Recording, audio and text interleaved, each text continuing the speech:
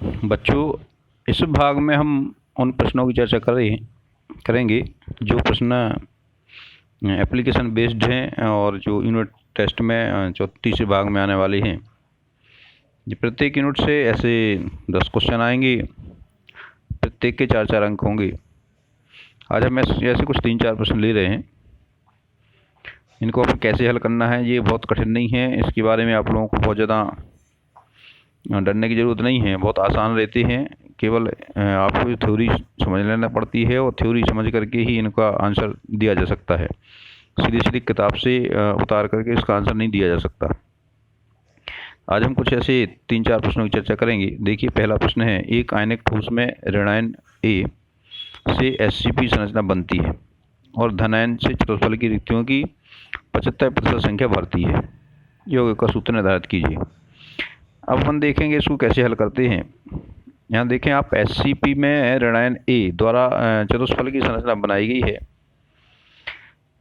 चूँकि हम जानते हैं कि चतुष्फलक की रिक्तियों की संख्या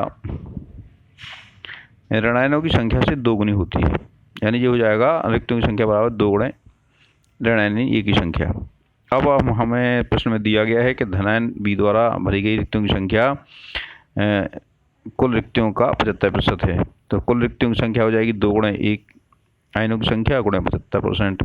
75% को लिखेंगे हम 75/100, 2 गुणे 75/100 गुणे ये हो जाएगा। इसको अपन जैसे काटेंगे, 25 3 75, 25 चौको 100 यानी 3/4 और 4 से 2 को काट देंगे तो नीचे 2 बचेगा। इस तरह से ये आएगा 3/2 गुणे ए की संख्या।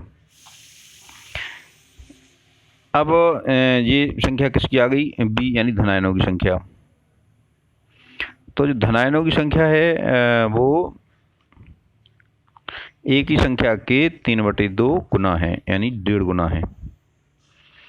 तो इसका फॉर्मूला इस तरह लिखेंगे आप, जी आ जाएगा बी 3/2 और ए 1, या हम इसको ऐसे भी लिख सकते हैं B3A2।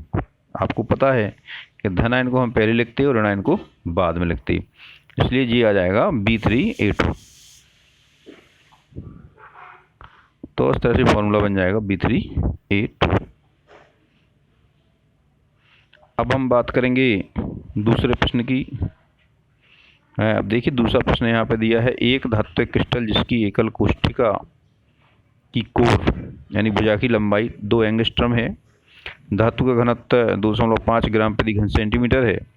यदि संरचना सरल घनी है तो 200 ग्राम धातु में एकल कोष्ठिकाओं की संख्या की गणना कीजिए। अब यहाँ आपको देखिए 2-3 चीज़ें ध्यान रखना है। आप पहले तो एकल कोष्ठिका की कोर है, आपको पता है कोष्ठिका कैसी है, घनाकार है, सरल घनी है। तो इसका आयतन निकाल लेंगे, पहले कुल धातु का आयतन निकाल लेंगे, एक कोष्ठिका का आयतन निकाल लेंगे, उसमें भाग दे देंगे तो निकल आएगा। देखिए इसको कैसे हल करना है। आप यहाँ देखें, आपको दिया है यूनिट सेल का घनत्व है 2.5 ग्राम प्रति घन सेंटीमीटर। तो क्रिस्टल का द्रव्यमान दिया है 200 ग्राम। क्रिस्टल का आयतन मतलब संपूर्ण जो क्रिस्टल है उसका आयतन क्या हो जाएगा, द्रव्यमान बटे घनत्व। द्रव्यमान है 200 ग्राम, घनत्व 2.5 ग्राम प्रति घन सेंटीमीटर। इसका भाग देंगे तो ये आएगा 80 घन सेंटीमीटर। अब आप एक यूनिट सेल का आयतन निकालेंगे तो एक यूनिट सेल का आयतन होगा A³ यानी भुजा की घात 3। चूँकि ए का मान है 2 एंगस्ट्रम, और चूँकि यहाँ पे आप देख रहे हैं कि आपको ये आयतन दिया है घन सेंटीमीटर में, तो आपको यहाँ पे भी सेंटीमीटर लेना पड़ेगा। इसका आयतन भी आपको घन सेंटीमीटर में निकालना पड़ेगा। तो एंगस्ट्रम को सेंटीमीटर में बदलेंगे तो पहले 1 एंगस्ट्रम बराबर होता है 10⁻8 सेंटीमीटर। 2 एंगस्ट्रम बराबर होगा 2 गुणे 10⁻8 सेंटीमीटर। अब इसका आयतन निकालना है तो उसका क्यूब करना पड़ेगा।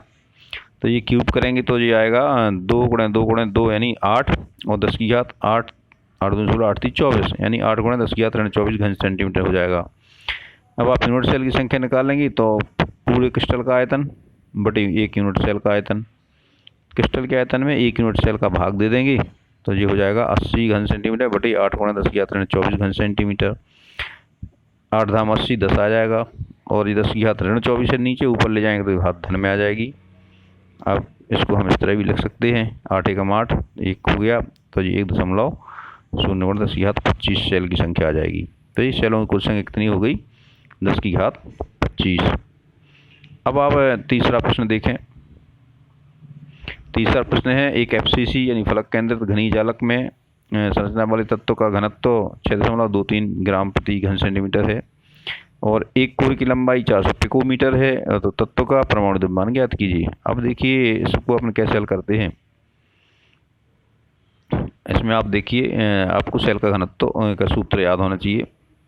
सेल के घनत्व का सूत्र है Zm/a³ × Na, जहाँ पे Z क्या है, एक इकाई कोष्ठका में कणों की संख्या, m उसका आणविक द्रव्यमान है, यानी जो कण का घनत्व माने जो भी कण है, अणु है तो आणविक हो जाएगा, परमाणु है परमाणु द्रव्यमान है, आयन है तो आयन का द्रव्यमान।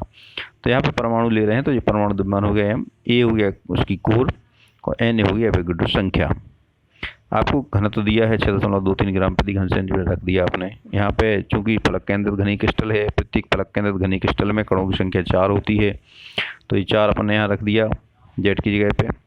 एम अपन को पता नहीं है और ए यानी 400 पिकोमीटर है और 1 पिकोमीटर बराबर 10⁻10 सेंटीमीटर होता है, तो ये 400 × 10⁻10 सेंटीमीटर की क्यूब हो जाएगा और ये एवोगैड्रो संख्या 6.022 × 10⁻23 हो जाएगा।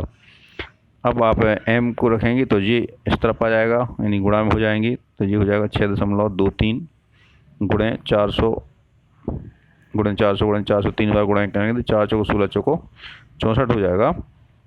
और ये हो जाएगा 100 है तो 10⁻2 का 3 बार गुणा करेंगे तो 10⁻6 हो जाएगा। और ये आपके 10⁻3 करेंगे तो ये हो जाएगा 10⁻30। और चूँकि 30 ऋण के हैं और 6 धन के हैं तो ये हो जाएगी 10⁻24 और 6.02 × 10⁻23 या मान रख ही लेंगे। और 4 चूँकि यहाँ नीचे भाग में आ जाएगा, अब यहाँ 4 से भाग देंगे तो 4 16 चौको 64, तो ये इधर हो जाएगा 16 × 6.023 × 6.022, उनका गुणा करने पर ये प्राप्त होती है संख्या 600.27296 गुणे यहाँ पे 10 ऋण की 24 है और धन की 23 है, तो 10 1 बचेगी। भाग देने पर ये प्राप्त होता है 600.27296 × 10 1। इसको हम अप्रोक्सीमेटली 60 आ जाएगा उत्तर आपका। इस तरह से इन सवालों को हल करना है, बहुत ज़्यादा कठिन नहीं है, आराम से इनको हल करिए।